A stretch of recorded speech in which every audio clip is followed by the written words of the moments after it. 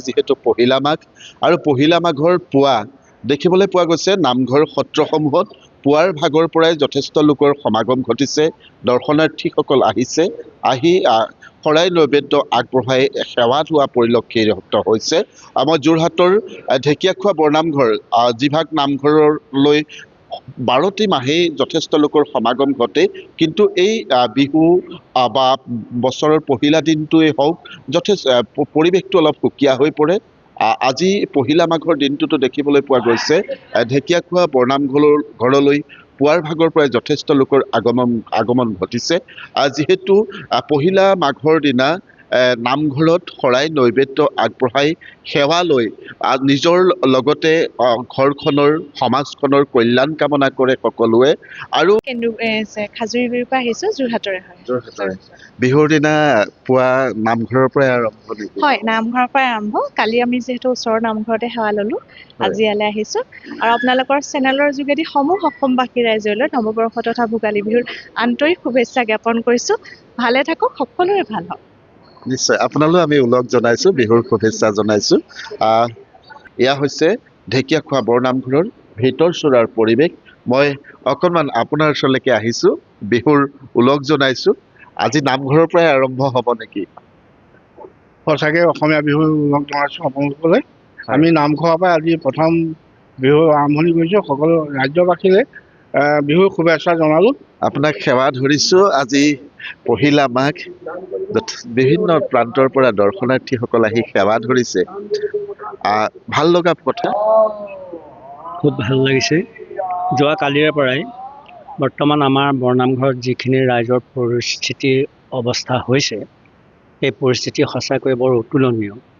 কিয়নো বহু দূৰ দূৰণিৰ পৰা সেৱকী সমস্ত আহি পেলাই এই মহাপুৰুষ মাধৱদেৱ জ্বলাই থৈ যোৱা অক্ষবন্তিৰ লগতে সংগতি ৰাখি শলা শৰাই দণ্ড খৰচা দি সমস্তজনে সেৱা ধৰিছেহি আৰু সমস্তজনে সৰুৱে ডাঙৰক সেৱা কৰি পেলাই বছৰেকৰ কাৰণে ওলগ জনাইছে।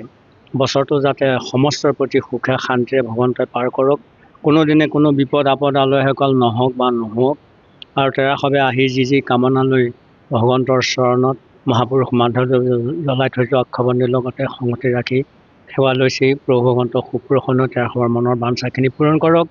সমস্তকে প্ৰভুৱে কুশলে মংগলে নিৰাপদে ৰক্ষা কৰক। বালক বালিকা সকলোকো প্ৰভুৱে সদায় ভালে কুশলে ৰাখক। ৰোগ ব্যাধি নাইকিয়া কৰক, সুস্থ সবল দীৰ্ঘায়ু কৰক। শিক্ষাৰ ক্ষেত্ৰত থকা বাধাবিলাকো নাইকিয়া কৰক। সৰস্বতী মাতৃ কণ্ঠকত হৈ পৰীক্ষা কাৰ্য সুখ্যাতিৰে উত্তীৰ্ণ হওক। অনাগত দিনবিলাকত উচ্চ শিক্ষা লৈ দিনক দিনে উন্নতিৰ জখলাত আগুৱাই যাওক আৰু দেশৰ ঘাই মেৰুদণ্ড হিচাপে সমস্ত বালক বালিকা যাতে থিয় দিব পাৰে, এই অৰ্থে আমি ভগৱন্তক সদায় আশীৰ্বাদ দি ভগৱানক সদায় খাটনি ধৰি আহিছোঁ আৰু সেৱকী সমস্তক আমি আশীৰ্বাদ প্ৰদান কৰি আহিছোঁ। আৰু বিশ্বৰ দৰবাৰ যাতে আমাৰ এই মহাপুৰুষ মাধৱদেৱ জ্বলাই থৈ যোৱা অক্ষবন্তি গছি আমি চিনাকি কৰি দিব পাৰোঁ, তাৰ আমাৰ প্ৰয়াস সদায় চলি আছে আৰু চলি থাকিব। আৰু সমস্তগৰাকীয়ে সেই আমাৰ তেৰা চৰণত যি কামনা লৈ সেৱা লৈছে, সমস্তকে প্ৰভুৱে কুশলে মংগলে নিৰাপদে ৰক্ষা কৰি মনৰ বাঞ্ছাখিনি পূৰণ কৰক। সমস্তকে প্ৰভুৱে কুশলে মংগলে ৰক্ষা কৰক। এই অৰ্থেও আমি সদায় ভগৱানৰ ওচৰত খাটনি ধৰি আহিছোঁ। ধন্যবাদ। নিশ্চয় ধন্যবাদ জনাইছো, আপোনাক সেৱা ধৰিছো। আমি তেজপুৰৰ পৰা আহিছোঁ। তেজপুৰৰ পৰা আজি মাঘৰ বিহুৰ বুলিয়ে পহিলা মাঘ বুলিয়ে নামঘৰলৈ অহা হৈছে। পহিলা মাঘ বুলি অহা হৈছে। হয়, আগতে অহা হয়? নাই প্ৰথম আহিছো, এবাৰ আগবঢ়াই দিছিলো, আহিম বুলি পেলাই সেইটো কাৰণে আহিছো।